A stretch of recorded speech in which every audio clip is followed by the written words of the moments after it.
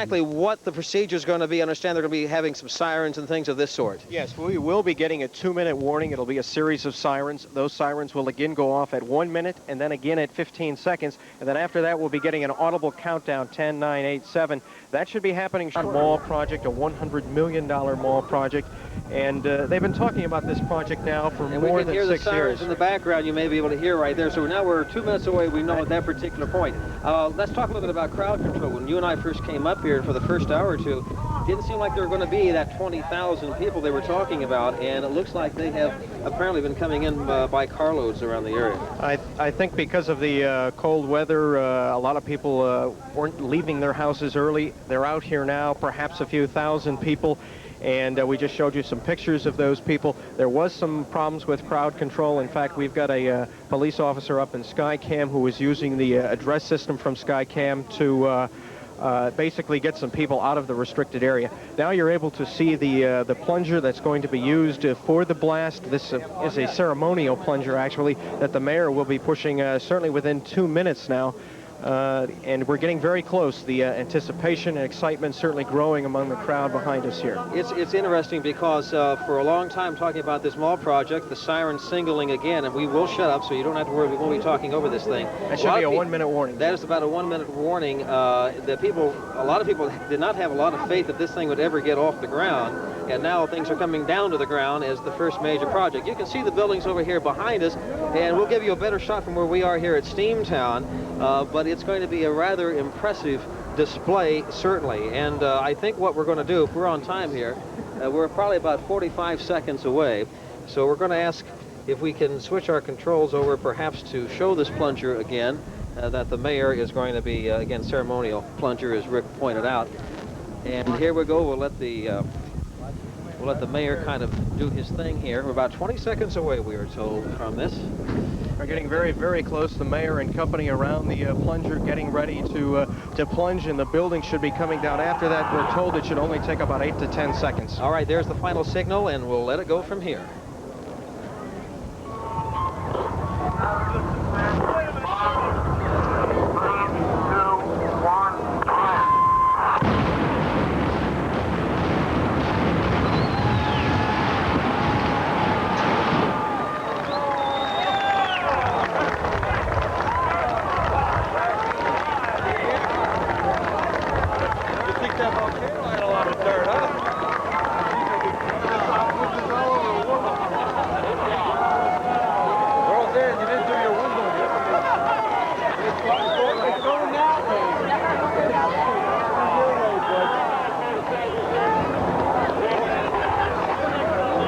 Seen the live pictures here, the dust fading away now as it's blowing to the southeast. The big implosion has happened, and it almost seemed, Rick, as if it was like a 4th of July firecracker. It was not as loud, and we're showing the replay here in case you missed it. The buildings are coming down. Jim, that was an awfully fast 8 to 10 seconds, I'll tell you that. Those buildings, 6 of them came down in a big hurry. A sequence of explosions and charges very quickly detonated, and those buildings came down, and certainly not as loud as you might have thought it would have been. Okay, now we have a view of this from the same blast that you just saw from the Scranton State Office building, which is up from Lackawanna Avenue. And here we go again. Now we're going to show you probably 2 or 3 different angles of this thing. You'll be seeing it a lot over the next few days. And again, what they do is they set charges. They go off within a span of about, as Rick said, 5 to 8 seconds. And a cloud of dust and a high old silver, and we're away. The view of the skyline of Scranton has certainly been altered in one swell swoop. We've had a lot of cameras here today. Skycam, as we've mentioned, is up in the air. And we'll be showing you a lot more of this tonight on News What 16 at 6 o'clock. Rick, are you surprised about anything other than the fact that the delay is? The delay because of the crowd, but other than that, everything pretty much went on schedule. As soon as they got the people out, it took them a while to do that, but once they did, that got things going. We'll continue showing you some replays. We've got 9 cameras out here, including Skycam, so lots of views. Even though this happened quickly, we'll be able to show it to you many times over. And here's the mayor going to be hitting the switch. Just really a very quick implosion. They told us 8 to 10 seconds, but again, I thought it was actually very, very quick, and perhaps even much quicker than 8 to 10 seconds, Jim. Yes, it was. Now, when the buildings, of course, come down, from our vantage point, we're not seeing what it was from Lackawanna Avenue, but the buildings were supposed to fall backward towards Steamtown. From where we looked, it looked like that is what happened. They did line up a series of semi-trucks in front of the buildings, as you see the buildings again in another replay. Slow-mo, the control room is telling us here. So buildings, something that you cannot see live. Buildings falling very, very slow. And if you want to get funny at home, just run your VCR backwards and you'll see it going back up. Again, the dust is really blown out of here. That was perhaps a concern on how much that would be thrown into the air. The site looks fairly clear from here as far as the all dust. the buildings look to have come down indeed. And there's not much left there. You can certainly see things that you couldn't see from here before. A good view of the Times building, the new what will be an extension of the state office building, the Sampler building over Jim, there. they tell me they're going to start hauling away the rubble that fell to the ground today, and that Lackawanna Avenue should be open by tomorrow morning, perhaps even later today, and it should be business as usual downtown very soon, perhaps later today, certainly tomorrow morning. Now, we're waiting to hear just one more siren. When that siren goes off, that'll be the all clear signal, and then basically people will be able to move in closer to the site, although it's probably still going to be somewhat restricted over there. So once again, still waiting to hear an all clear signal. We're not sure if there was damage to any of the other nearby buildings. We do know that they took some precautions, parking tractor trailers in front of buildings, also apparently putting up some wood to make sure that windows weren't broken. But everything seemed to have gone as planned, all of the buildings coming down and very quickly. We should also mention when Skycam was up roaming around earlier for about 2 hours, a Scranton police officer was up there as part of the crowd control. In fact, our pilot has a public address speaker on the helicopter, and we could hear him basically telling people to get back, and that's why the thing was delayed here a little late. We're going to show you a different, perhaps another view of this implosion. This is from Lackawanna Avenue, one of the many cameras that we've had out here to show you what this event has looked like. A lot of people will probably be trying to pick up souvenirs, things like bricks, what have you. There'll be plenty of those. There'll be a lot of those. How close people are going to be able to get to that? This is the front of Lackawanna Avenue, and we should tell you this camera was not manned. It was set up, but they would not let our photographer be there for safety reasons.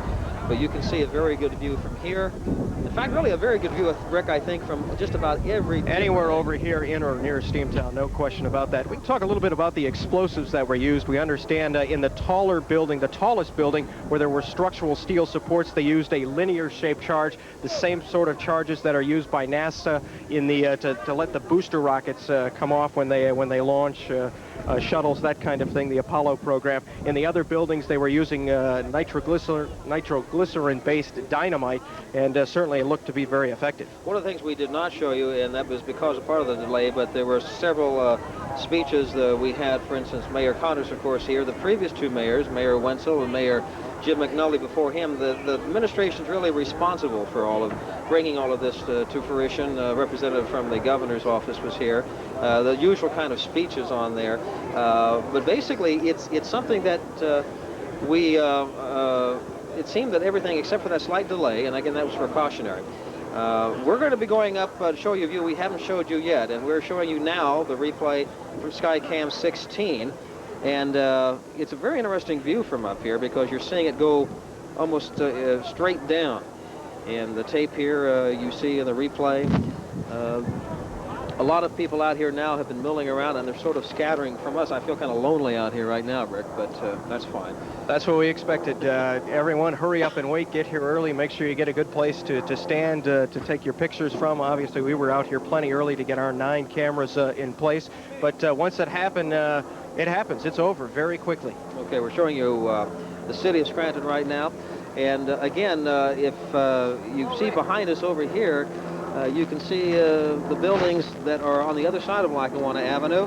And we have Mayor Jim Connors. I want to ask the mayor to come on up here. Mayor, you were joking before during your news conference that you hope you didn't hit the plunger in the wrong building. I guess the wrong building didn't fall down. The wrong building didn't go down. Now, if the wrong buildings went down, I just would have turned around, walked up South Washington Avenue, gone back to Minooka. You wouldn't have seen me again. All right. Now, as far as the reports you've gotten, did it appear that everything went exactly as it should have gone? It appeared that everything went fine, Jim, and we're going to take a walk up there, and you're welcome to join us to take a look at the rubble and see just how it went.